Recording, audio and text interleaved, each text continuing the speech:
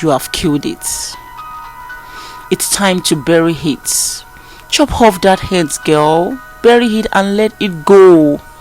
Soon the natural hair will grow just like a plant growing with the commandment of its Lord.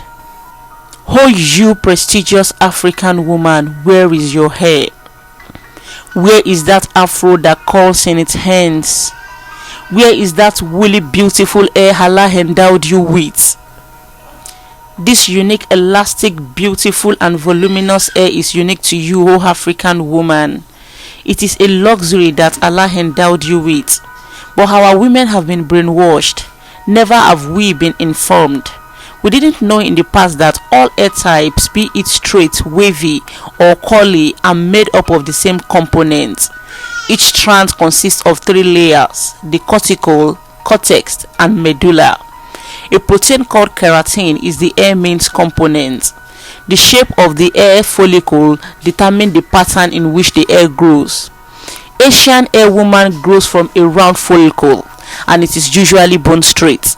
Afro hair sprouts from an oval one, so it grows in a spiral-like fashion. Caucasian hair can be anything between. The Asian women still retain their straight hair. European women still rock their blonde hair. And you African woman, where is your afro? Let me take you back to history, to where the story of black hair begins. Too often do we begin black people's story from slavery, when we know fully well that the African story begins in Africa. Before slavery in the early 15th century, African hair was a distinct form of communication. African hair spoke of age, marital status, religion, ethnic identity, wealth, and social status. For instance, in the Wolof tribe of Senegal, young women will have a portion of their hair shaved to tell bachelors that they were single and ripe for picking. Africans knew their hair was beautiful.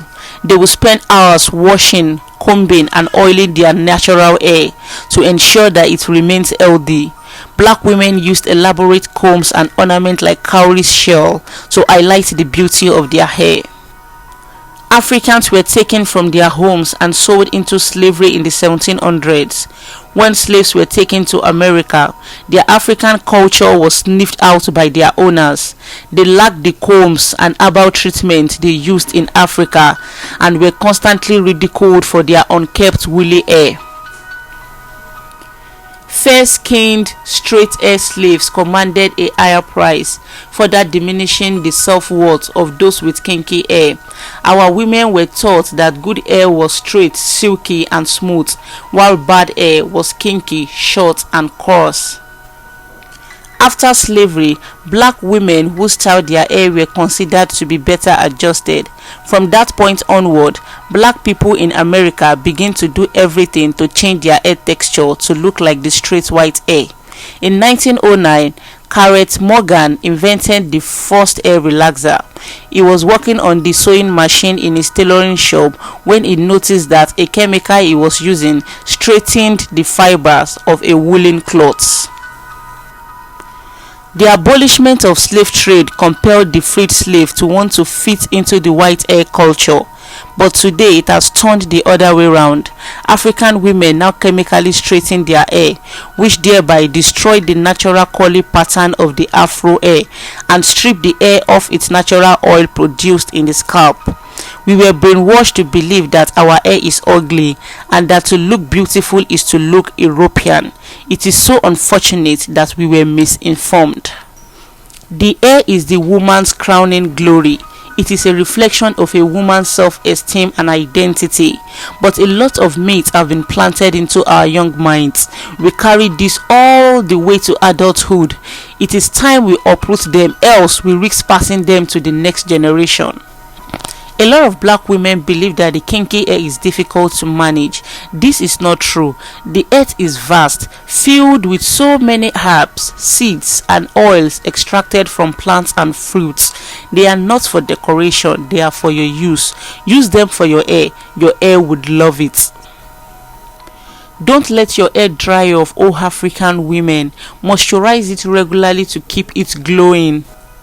When last did you wash that hair, my beautiful sister? Dirt is an enemy to your hair. It blocks the pores and does not make the hair receptive of other good products. Keep your hair and scalp clean. They need to breathe. Do away with relaxers, oh African women. Your natural hair will do just better without it. Focus on length retention and you will be amazed. The African hair is fragile in nature. It wants to be moisturized, pampered and loved. It wants you to keep a good diet. So eat healthy, embrace your curls and be proud.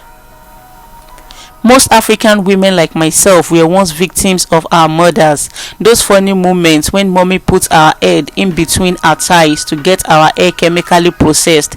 To them, that is the best way for girls' hair care. We should not do that to our own daughters. African mothers should learn children hair care.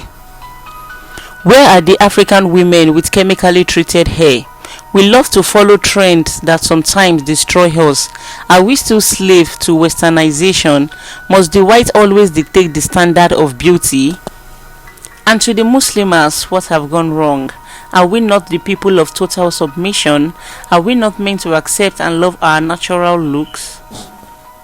I am a naturalista. What about you?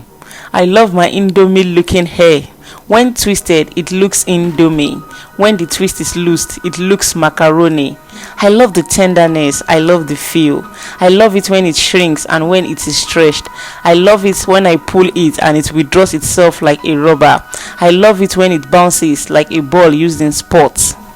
When the African hair is well fed, it will then become indomitable. Do the big chop, my beautiful sisters.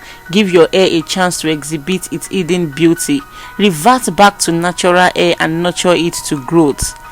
And to the African women who deem it fit to start the natural hair journey, I am saying welcome to the natural hair world.